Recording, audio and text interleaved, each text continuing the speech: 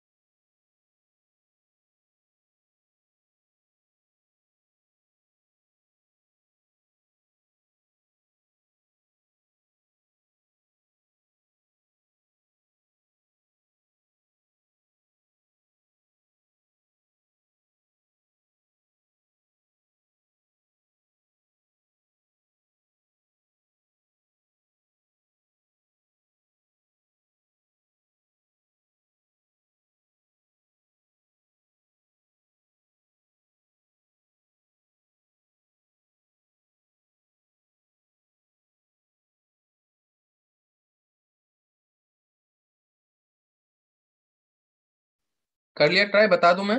जिया बता दूं? देखो, सबसे पहले ट्राइंगल जो बड़ा वाला है ना, मैं लिख देता हूँ ABCD। तो सबसे पहले बड़ा वाला ट्राइंगल है ABC, उसमें मैं अगर tan थीटा लगाऊंगा, जिया माइक पे आ जाओ, जिया ऑनलाइन माइक पे आ जाओ। Yes sir. तो इसमें tan थीटा अगर मैं लिखूंगा तो क्या लिखूंगा? 1/√3। वो तो ठीक है, रेशियोज कैसे लिखूंगा, मतलब what upon what? Perpendicular upon base. हाँ तो क्या 100 लिखूं? Upon 100 upon CD plus D. ठीक है, तो इसको मैं x मान लेता हूँ, तो x प्लस डी। सबको इक्वेशन क्लियर है ये? परपेंडिकुलर अपॉन बेस होता है ना, तो x प्लस डी की वैल्यू जो है 100√3 हो गई। हमारा पहला इक्वेशन आ गया, हमें निकालना d है। दूसरा कौन सा ट्रायंगल लूं जी, या कौन सा ट्रायंगल लूं दूसरा? BCD। BCD। बीसीडी। ठीक है, तो बीसीडी में हम tan 60 लिखेंगे, तो tan 60 जो होगा वो होता है √3। एंड उसकी जगह हम क्या लिखेंगे? 100 अपॉन x। ठीक है, अब 100 अपॉन एक्स से x निकल जाएगा हमारा 100/√3। ठीक है, अब x को यहाँ पुट कर दोगे तो d निकल जाएगा। मेथड समझ आ गया? बहुत सिंपल क्वेश्चन होते हैं ये वाले। इसको सॉल्व कैसे करेंगे, तो x यहाँ रख दो, तो d की वैल्यू क्या आएगी? 100√3 माइनस 100/√3। तो इसको सॉल्व करोगे ना, √3 इधर जाके √3 इंटू √3 3 हो जाता है, 300 माइनस 100, 200/√3 हमारा आंसर है। समझ आ गया? यस। और √3 की वैल्यू एग्जाम में हो सकता है दे रखी हो और हो सकता है ना दे रखी हो, तो आंसर इस फॉर्मेट में भी होता है, आंसर इस फॉर्मेट में भी होता है, और आंसर एक और फॉर्मेट में होता है जिसको हम लोग बोलते हैं रैशनलाइजेशन। उसमें क्या होता है, रूट को नीचे हटा दिया जाता है, ऊपर नीचे मल्टीप्लाई करके। तो इसका आंसर बेसिकली ये भी हो सकता है, एक ही बात है। आई होप सबको क्लियर है ये, किसी को डाउट है इसमें? कीर्ति, कोई डाउट? No sir. ठीक है, तो ये क्वेश्चंस आते हैं, इसी में अलग अलग डायग्राम बनेगा। कभी कभी क्या हो, इसमें मैं वैरायटी ऑफ केसेस बता देता हूँ, ये बहुत आसान है, कर लोगे ये। तो उसमें क्या होगा, बोल देंगे बीच में, समुद्र के बीच में लाइट हाउस है। इस लाइट हाउस से इस बैंक को देखा तो इतना एंगल बनाया, इस बैंक को देखा तो इतना एंगल बनाया।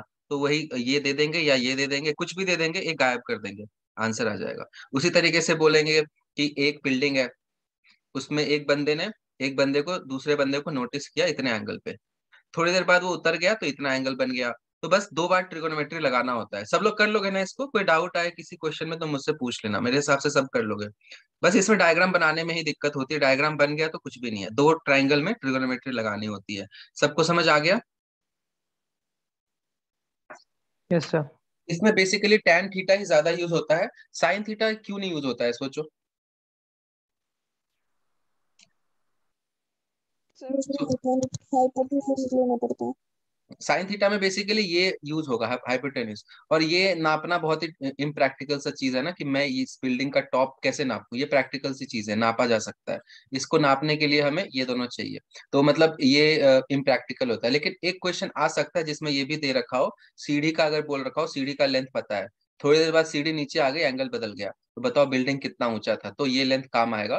तो ये और ये यूज करेंगे तो साइन थीटा यूज होगा। समझ आ गया सब लोग, सब लोगों को? नहीं समझ आया? Yes sir. अगर हाइपोटेन्यूज निकालना है तभी तो साइन या कॉस रोल में आएगा, नहीं तो टैन या कॉट से ही काम चलेगा ना। क्योंकि जनरली लाइफ में जो चीजें होती है ना, ये और ये ज्यादा आसान होता है नापना, सीधी चीजें। सबसे आसान होता है ये नापना, और फिर ये नापना। ठीक है, आगे बढ़ते हैं। अब मैं बोलूं मैं पतंग एक क्वेश्चन बना दूं खुद से, पतंग उड़ रहा है, पतंग का लेंथ मुझे पता चल जाएगा ना, क्योंकि मैंने रस्सी छोड़ी है। तो पतंग का लेंथ इतना है, एंगल इतना है, बताओ पतंग कितनी ऊपर उड़ रहा है, निकाल लोगे साइन थीटा लगा के? Yes sir. प्रैक्टिकल से एप्लीकेशन है। अगर तुम्हें पतंग की हाइट निकालनी है उस मोमेंट पे, और वैसे तो पतंग का धागा थोड़ा सा टेढ़ा हो जाता है, लेकिन हम उसको एज्यूम करेंगे नेग्लिजिबल। तो हमें लेंथ पता चल जाएगा कितना हमने छोड़ा है। मान लो 50 मीटर का धागा है, हमने 40 मीटर छोड़ दिया है, तो 40 मीटर हाइपोटेन्यूज हो गया। और एंगल हम लोग नाप लेंगे, 30 डिग्री है, तो ये कितना होगा बताओ मुझे, कितना कितना ऊपर है, वर्टिकली कितना ऊपर है पतंग?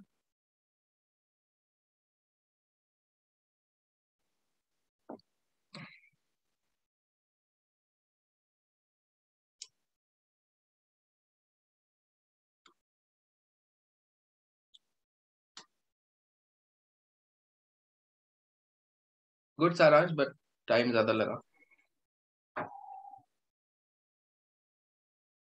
आंसर ये मैंने क्वेश्चन पूछा, बहुत लोगों को पता चल रहा होगा क्वेश्चन ही नहीं है, क्वेश्चन ही है ये। पतंग किस हाइट पे उड़ रहा है? रोहित बहुत ही गलत जवाब, रेशो तुझे याद नहीं अभी तक।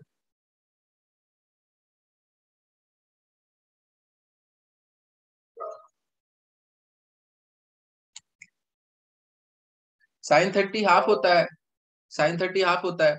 साइन 30 हाफ होता है, मतलब परपेंडिकुलर अपॉन हाइपोटेन्यूज, ये हाफ है मतलब ये डबल होगा, ये आधा होगा, खत्म। 20 मीटर हाइट है, ठीक है।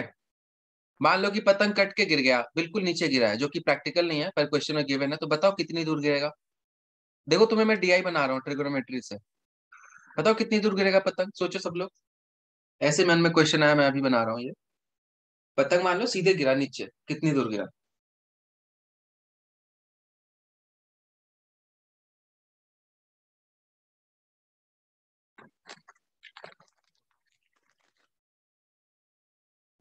इसमें तो तुम पाइथागोरस थ्योरम पे लगा सकते हो, base square is equal to, इसमें टाइम क्यों लग रहा है। सर इसमें मेरा वाला आंसर सही है। हाँ इसमें तेरा आंसर सही है। तूने इसका दिया था क्या, फ्यूचर सोच के। No sir.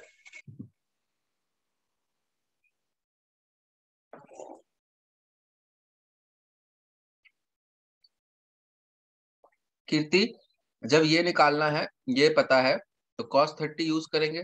अब ये वैल्यू ही याद नहीं है तो उसका कोई यस इलाज सर। नहीं है, बस खत्म, इजी सा सवाल है। सर अभी थोड़ी थोड़ी मतलब अभी थोड़ी सी याद है, मतलब पूरे अच्छे से याद नहीं है मुझे। ये जब लास्ट लेक्चर हुआ था तुमने उसके बाद रिकॉर्डिंग देखा था पूरा। यस सर, आपने भेजे थे उसके बाद। वापस से तुमने पूरा रिकॉर्डिंग देखा था, गीता पे हाथ रख के बोलो। यस। हाँ सर, सच में देखा था। और तुमने वैल्यूज को खुद से कितनी बार लिखा। खुद से सर 2 बार ही लिखा है अभी तक तो, ठीक है, तो याद वीडियोस हो के जाएगा, बाद। अगर वैल्यू याद, कंसेप्ट तुम्हें आ गया है, वैल्यूज याद नहीं, यही प्रॉब्लम है। हाँ। ठीक है चलो। अच्छा इसमें मैं टीएसडी घुसा देता हूँ, मैं बोल रहा हूँ कि ये बंदे को ना यहाँ पे पहुंचना है, तो इस बंदे को ना कोई और ना लूट ले, उसके पास टाइम है मान लो 15 मिनट का, ठीक है। और ये डिस्टेंस मीटर्स में तो बहुत ज्यादा टाइम हो गया, मान लो इसके पास ना 30 सेकंड का टाइम है, तो इसकी स्पीड कितनी होनी चाहिए ताकि ये टाइम पे यहाँ पहुंच जाए। स्पीड बताना है तुम्हें किलोमीटर पर आवर में। क्वेश्चन बन रहा है ना, डीआई बन रहा है ये, ठीक है अंकुश, ट्रिगोनोमेट्री वाला डीआई बन गया। तो इसमें बताओ कितना टाइम लगेगा यस उसको, सर। सॉरी किस स्पीड से उसको भागना चाहिए कि वो पकड़ ले पतंग को गिरने से पहले।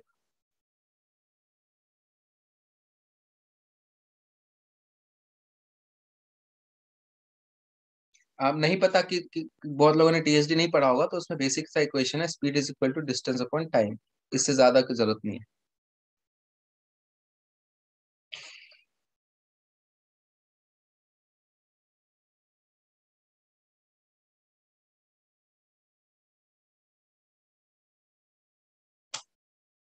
चलो मैं बता देता हूँ, डिस्टेंस कितना आ गया, 20√3, है ना, ये डिस्टेंस लेंगे। और टाइम कितना है, 30 सेकेंड, तो मीटर पर सेकेंड में आंसर निकल गया। किलोमीटर पर आवर में बदलना है तो 18/5 से मल्टीप्लाई करते हैं, जो भी आंसर होगा ये हमारा है। आई होप सबको कम समझ आ रहा है कैसे क्वेश्चंस बनते हैं, ठीक है। शिवम मित्तल समझ आ गया। Yes sir. और इसमें सवाल कैसे बना सकते हैं, सोचो तुम लोग खुद, 3 सवाल तो बन गए, इसकी बिल्डिंग की हाइट, सॉरी ये हाइट, ये डिस्टेंस और स्पीड। एक और सवाल बनाओ।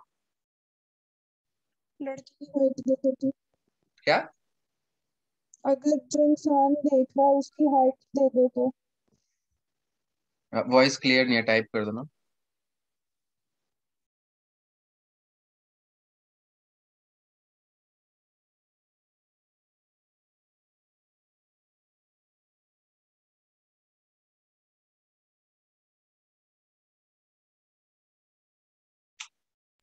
तो दूसरे एंड से एक और पतंग उड़वा दो। दूसरे हैंड से पतंग उड़वा दूं, और फिर उसके बाद यहां से उड़वाऊं और कटवा दूं इसको। चलो ठीक है, if the height of person is also given, तो ठीक है वो हाइट को, ठीक है बोल रहे कि ये बंदे का हाइट है तो हवा में पकड़ लेगा तो थोड़ा डिस्टेंस कम लेंगे, ऐसा।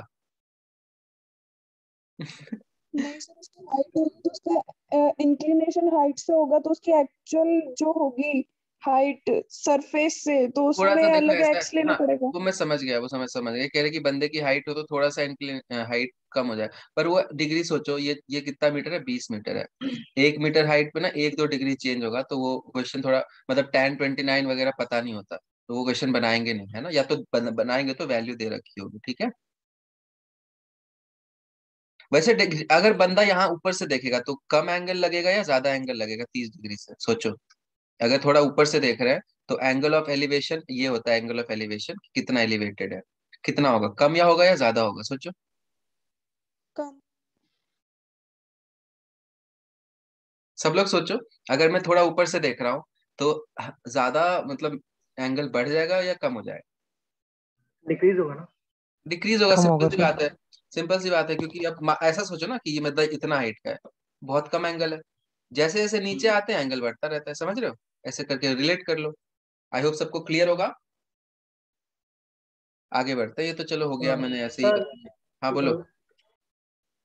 तो आपने वो स्टेज का बताया था ना, हमने जो लेडर का था आपने पीछे शिफ्ट किया था, उसके बाद आप एंगल चेंज कर रहे थे, तो लेडर का तो मतलब लेंथ तो सेम ही था ना, तो वो शिफ्ट होगा पीछे, तो वो भी तो डिस्टेंस बेस का चेंज होगा ना। कौन सा वाला? आपने इससे पहले एग्जांपल दिया था ना एक लेडर वाला, लेडर एक वॉल हाँ पे रखा लैडर हुआ वाला है। सवाल, हाँ ठीक है ठीक है, लैडर लैडर वाला सवाल जो है उसमें मैं बता रहा था कि मतलब सवाल बनाया जा सकता है लेंथ वेंथ, हाँ उसमें अगर लैडर नीचे जाएगा तो इधर चला जाता है। लैडर वाला सवाल आएगा तुम्हारे लाइफ में कभी ना कभी, उसमें जनरली पाइथागोरस थ्योरम में सॉल्व होता है। ये एक्स मानते हैं और वो अच्छा सवाल होता है, वो सॉल्व हो जाएगा, वो जनरली। ठीक है, इसने क्या बोला समझ आया? इसने बोला सर लैडर जब फिसलेगा तो ये बेस चेंज हो जाएगा, समझ आया? वो हो जाएगा, उसमें एक्स्ट्रा वेरिएबल दे रखे होंगे, अगर सॉल्व नहीं होगा ना एक्स्ट्रा वेरिएबल दे रखे होंगे, पाइथागोरस थ्योरम भी उसमें लगाना पड़ता है, ऐसा है कुछ, ठीक है तो के अंदर। Okay sir, okay sir. चलो अब डबल एंगल पढ़ते हैं। अब डबल एंगल का फॉर्मूला तुम्हें रटना है, जैसे लॉग्स का मैंने बोला था ना कि रटना है, जनरली मैं रटने कुछ नहीं बोलता हूँ, पर कुछ चीजें रटनी पड़ेंगी हायर मैथ्स में, तो साइन डबल एंगल्स पढ़ेंगे, साइन ए प्लस बी। ठीक है, अब ये क्यों पढ़ते हैं ये मैं बताऊंगा, इनका फॉर्मूला मैं डायरेक्ट बता रहा हूँ, सारांश तुझे याद होगा अगर तो बता दे।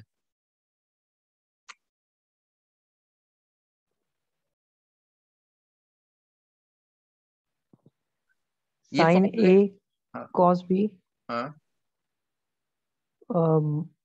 प्लस, हाँ अब तक लिख दिया। ठीक है, चलो गुड। तो देखो ध्यान से, ये फॉर्मूला तुम्हें याद रखना है, याद कैसे रखोगे तुम्हारे ऊपर है। ठीक है, लेकिन इसको याद रखना पड़ेगा। अब ये क्यों हम पढ़ते हैं, बता सारांश, क्यों ये वैल्यूज, ये फॉर्मूला क्यों पढ़ाया जा रहा है?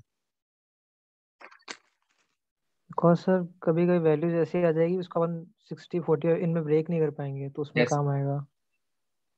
जैसे साइन 75 दे दूं। ठीक है ठीक है।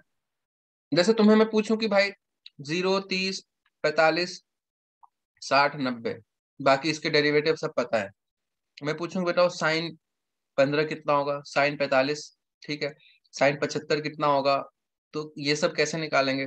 तो 45 माइनस 30 वाला फॉर्मूला लगा के हम इससे निकाल सकते हैं, समझ आया? 45 प्लस 30 करके हम 75 निकाल सकते हैं, समझ आ रहा है क्या? Yes sir. अंकुश साइन 75 निकालना है ना, 45 प्लस 30 फॉर्मूला लगा दे, खत्म, समझ आया? अरे सर, मुझे आता, मैं बता रहा था आपको। बस अच्छा इसका अच्छा, यूज ये हाँ है। मुझे लगा तूने पूछा, भाई मुझे लगा क्या पूछ रहा है। ठीक है ठीक है, समझ आ गया क्या? और तीसरा यूज इसका ये है कि क्वेश्चन एग्जाम में आएगा, तो याद रख लो, ठीक है? इसका डेरिवेशन किसी को देखना है? हाँ सर फट जाएगा, रहने दे। आपने पूछा है। अच्छा हाँ, अब तो यहाँ पे फॉर्मूला क्या होगा, ध्यान से देखो, साइन ए प्लस बी ये है, साइन ए माइनस बी क्या होगा, तो साइन ए माइनस बी जो होता है, रटो मत, साइन ए माइनस बी साइन ए प्लस माइनस बी लिख सकते हैं कीर्ति, सारांश कैमरा। Yes sir. तो अब तुम बताओ, फॉर्मूला सेम रहेगा, बस यहाँ पे क्या है कि sine A cos minus B होगा, और cos minus B cos B होता है, बताया था मैंने, cos of negative angle positive ही होता है, क्योंकि वो इस क्वाड्रेंट में चला जाता है, इधर दोनों में कॉस पॉजिटिव होता है, याद आया कुछ ऐसा? नहीं याद है तो याद करो, cos of negative value positive ही होती है, याद याद नहीं है आ रहा? सर, याद है सर, याद है। Yes sir. नहीं याद है तो याद रखना, और sine of negative cos negative हो सेक दोनों जाता है, पॉजिटिव होते हैं ना। या मैंने लिखवाया था ये, अभी लिख लो। तो यहाँ पे तो ये पॉजिटिव ही रहेगा, लेकिन दूसरा वैल्यू जो है ना, इसमें कॉस ए साइन नेगेटिव भी आएगा, तो ये माइनस लग जाएगा। तो रटने को तो तुम डायरेक्टली रट सकते हो कि sine A cos B, sine A cos B minus sine B cos A. क्यों माइनस आ गया? क्योंकि यहाँ पे नेगेटिव हो गया ना, तो साइन नेगेटिव वैल्यू नेगेटिव हो जाएगी, लेकिन यहाँ पे ए पॉजिटिव है तो ये पॉजिटिव ही रह गया, और कॉस ऑफ नेगेटिव तो नेगेटिव ही पॉजिटिव ही रहता है, तो ये पॉजिटिव, ये नेगेटिव। समझ आ गया क्या जिया? क्लियर है? जिया ऑफलाइन क्लियर है? Yes sir. ठीक है, ये फॉर्मूला है, बाकी रटना है, मैं समझा रहा हूँ, एडिशनल एफर्ट कर रहा हूँ, बाकी ये डायरेक्टली डायरेक्टली रटना ही होता है। ठीक है, sine A cos B plus cos A sine B, sine A cos B minus sine sine B cos A, ये हो गया दोनों का। कॉस में क्या होता है, कॉस में क्या होता है कि साइन में ये थोड़ा ऐसा समझो कि साइन थोड़ा सा वैसा है,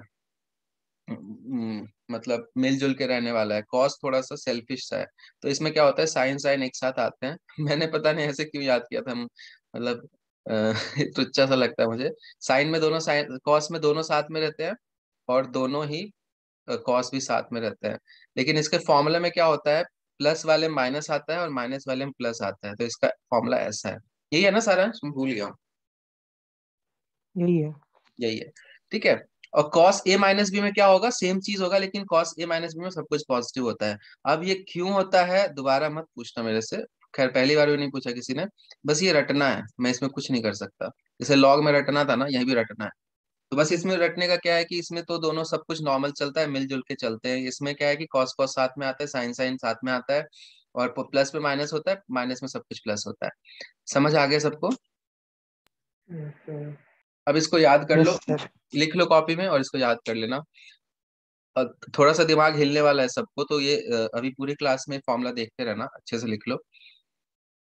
लिखने के बाद कोशिश करना साइन 75 निकालने का, कॉस 75 निकालने का, साइन 15 निकालने का, और कॉस 15 निकालने का कोशिश करो। उसके लिए क्या करना होगा, इसको 45 और 30 ले लो, 45 और 30 ले लो, जल्दी से करो, मैं 5 मिनट का टाइम दे रहा हूँ। और जिनको जिनका हो जाए वो ट्राई करना डिराइव करने का कि फॉर्मूला कैसे आता होगा। मैं भी साइड में वो कर रहा हूँ, उसको मत देखना।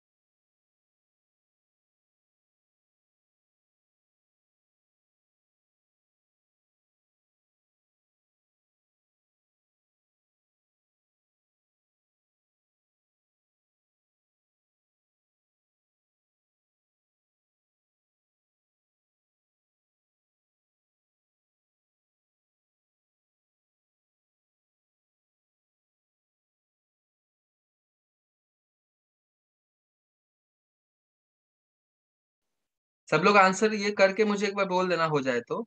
मैं ये जो मैं भी कर रहा हूँ इसको मत देखना, मैं एक्चुअली डिराइव कर रहा हूँ, मैंने आज तक लाइफ में डेरिवेशन देखा नहीं था, मुझे मन में आया तो मैं डिराइव करने की कोशिश कर रहा हूँ, काम का नहीं है, मैं अपने लिए कर रहा हूँ, ठीक है।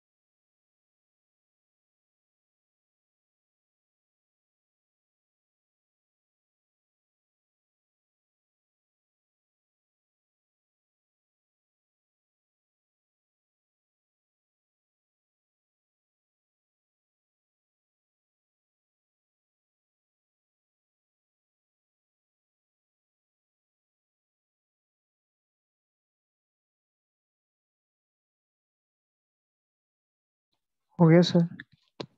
ठीक है चलो। अ, बहुत ही डिफिकल्ट सा है डेरिवेशन। तो मैंने क्या किया समझ आया? किसी ने देखा गया? आप ही ने तो मना किया था। मैं अब देख देख रहा रहे हैं था सर। किसी से, मैंने पूछा किसी ने देखा क्या? किसी का हो गया हो ये, वो देख रहा हो सर क्या कर रहे हैं, इसलिए पूछा। बाकी कोई जरूरत नहीं है। अब प्राची माइक पे आ जाओ, आई थी तो वापस आ जाओ। साइन 75 में क्या यूज करेंगे? Sine 45 plus 30। ठीक है, तो साइन 45 कितना होता है? 1/√2। कॉस 30 कितना होता है? √3/2। ठीक है। और साइन 45, कॉस 45 भी उतना ही होता है, और साइन 30 कितना होता है? 1/2। ठीक है, तो हमारा ये कितना आ जाएगा? देखो यहाँ पे 1/√2 तो 2√2 तो कॉमन है नीचे, और साथ में क्या आ गया? √3+1। यही आया था सबका? जिया खंडेलवाल, यही आया था? हाँ सर सही है। ठीक है, और इसमें क्या हो जाएगा? बस इसमें बीच में माइनस लग जाएगा, √3 - 1/2√2। समझ आ गया क्या? नहीं। सॉरी, ये साइन 15 में आएगा। क्यों नहीं? ये दोनों में नेगेटिव का ही तो अंतर है बीच में। क्या हो गया प्राची? ये दोनों में अंतर ही क्या है? प्लस इतनी माइनस। कैलकुलेशन समझ नहीं आई सर। क्या तुमने ही बोला है ये 2√2 है? सॉरी। साइन 15 माइनस से आ गया। हाँ फिर ठीक है सर, अब आ गया समझ में। ठीक है, ये माइनस क्यों आ गया? क्योंकि फॉर्मूला में ये 45+30 है, 45 - 30 है, तो ये दोनों में बस साइन लग। क्या? सर एक एक डाउट था। बोलो। अ- अगर है ना अपन इसको ऐसे लिखते हैं तो मतलब 30 + 45। तो क्या हो जाएगा ये पहले लिख देंगे, बाद में लिख देंगे। हाँ तो सर फिर मतलब लाइक इसका आंसर 1 -√3/2/√2 आ जाएगा ना। तुमने 30 - 45 किया, तो तुमने तो इसका नेगेटिव निकाला है ना, -15 निकाला है, तो ऑब्वियसली नेगेटिव आ जाएगा। हाँ लेकिन इसका 1 पहले आ रहा है और √3 बाद में आएगा ना। क्योंकि तुमने साइन -15 निकाला, अगर तुम 30 - 45 लिखते तो तुमने साइन -15 निकाला है ना, और साइन ऑफ माइनस थीटा उल्टा होता है साइन ऑफ थीटा का, इसलिए। ठीक है अच्छा अच्छा ठीक। चलो। अच्छा, एक चीज बताओ, अब अगर मैंने ये दोनों निकाल लिया, cos 75 निकालने के लिए फॉर्मूला तो चलो ठीक है, लेकिन cos 75 और sin 15 बराबर नहीं होंगे कॉम्प्लीमेंट्री एंगल्स? बराबर है सर। तो ये दोनों सेम होता है, और ये दोनों सेम होता है, क्योंकि cos 15 और sin 75 सेम होंगे। समझ आ गया? कॉम्प्लीमेंट्री एंगल है ना, cos 30 sin 60 बराबर होता है, तो ये दोनों भी सेम होगा। समझ आ गया सबको? सर रिपीट करो। Yes sir. किसने बोला रिपीट करो? मैंने। सुखेंद्र, sin 30 cos कितने के बराबर होता है? तो कौन सा कॉस 30? sin 30 cos कितना बराबर, cos थीटा के बराबर होता है? थीटा क्या होगा? 60 आएगा। क्यों होगा सेम? 94। मैंने बोला था क्लास में, कॉम्प्लीमेंट्री एंगल्स के लिए सेम होता है, sine theta is equal to cos 90 minus theta. Notes revise करके आया तू? हाँ किए थे ना, वो वैल्यू आ नहीं आती उसकी। तो वैल्यू तो गोली मार, तू बता। अभी साइन कितना आ गया? 36, साइन 36 कॉस कितना बराबर होगा?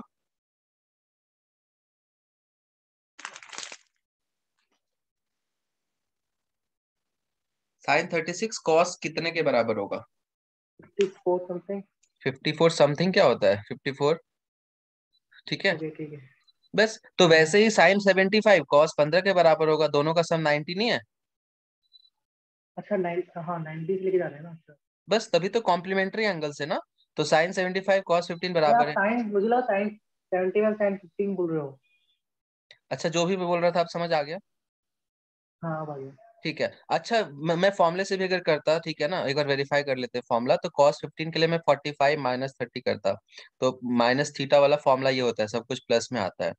तो cos cos 45, ठीक है, cos 30 प्लस प्लस है साइन 35, साइन 45 और साइन 30। देखो एक ही चीज बन गया ना, तो एक ही फॉर्मूला होता है, लिख लेना इसको, और ये वैल्यूज हो सके तो याद भी रख लेना। एग्जाम में आएगा तो निकाल तो लोगे, पर इसको याद रखना है, ये हायर मैथ्स के लिए याद रखना है, √3+1/2√2। ठीक है, सबको समझ आ गया? और अभी क्लास अभी 2 मिनट में एंड होगा, तो तुम लोग तब तक tan 15 और tan 75 भी निकाल लो जल्दी से ये वैल्यूज को यूज करके। फिर मैं tan a प्लस बी का भी फॉर्मूला बताऊंगा, लेकिन अभी के लिए तुम साइन अपॉन कॉस करके निकाल सकते हो ना, तो इसको कोशिश करो निकालने का। दोबारा ज्वाइन करो सेम लिंक पे, एंड कर रहा हूँ मैं। समझ गए सब लोग? या मैं निकाल ही देता हूँ ना, इसी लेक्चर में आ जाएगा, इसी रिकॉर्डिंग में। tan 15 अगर मैं निकालना चाहूँ तो sin 15 अपॉन cos 15 आएगा। sin 15 कितना था, रटने की जरूरत नहीं है, sin 15 cos 15 से छोटा होता है, क्योंकि sin थीटा होता है इंक्रीजिंग फंक्शन और cos थीटा होता है डिक्रीजिंग फंक्शन। तो पहले cos बड़ा होता है, बाद में sin बड़ा हो जाता है। तो पहले ऊपर नेगेटिव आएगा और नीचे पॉजिटिव आएगा। समझ आ गया क्या सबको, क्या बोला मैंने? मैं बोल रहा था कि साइन 15 में प्लस आएगा माइनस आएगा, रटने की जरूरत नहीं है। तुम को पता है ना कि साइन जो होता है इंक्रीजिंग फंक्शन होता है, मैंने ग्राफ दिखाया था। तो साइन पहले छोटा होता है, फिर बाद में 90 तक बड़ा होता है, 1 तक जाता है। अब समझ आया? तो ये छोटी वाली वैल्यू है तो नेगेटिव होगा, या फिर साइन 15 मतलब 45 माइनस 30 आएगा। तो तुम्हें फॉर्मूला पता है ना कि साइन में नेगेटिव आ जाता है, क्योंकि साइन ए कॉस भी माइनस कॉस ए साइन भी होता है। ठीक है, तो ये आ जाएगा हमारा आंसर tan 15 का। और tan 75 का क्या होगा, इसका रेसिप्रोकल ये हो जाएगा। समझ आ गया? रेसिप्रोकल क्यों होगा? क्योंकि tan थीटा जो होता है ना, उसका रेसिप्रोकल होता है tan 90 माइनस थीटा, मतलब cot थीटा के बराबर होता है। आई होप सबको क्लियर होगा। जैसे tan 30 जो होता है वो होता है 1/√3, और tan 60 जो है वो उसका उल्टा होता है। समझ आ गया? तो ये दोनों कॉम्प्लीमेंट्री हैं, तो एक दूसरे के उल्टा भी हैं। लिख लो, लेक्चर एंड होगा, वापस ज्वाइन करना है इस पे। इसको रैशनलाइज करेंगे, ठीक है? रैशनलाइज करेंगे इसको भी, ये फाइनल आंसर नहीं है। एंड कर रहा हूँ, ठीक है?